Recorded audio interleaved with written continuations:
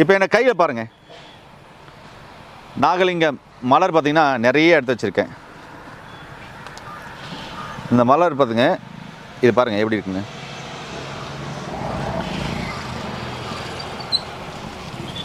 இதில் நல்ல நறுமணம் இருக்குது பாரு. அதே மாதிரி தெய்வீக மலர்னு சொல்கிறாங்க. இது பார்த்திங்கனாக்க முனிவர்கள் தவம் பண்ணுற ஒரு மலர் அப்படின்னு சொல்கிறாங்க. இது பார்த்திங்கனாவே அதனுடைய சேவை பாருங்கள் எவ்வளோ நல்லா இருக்குது.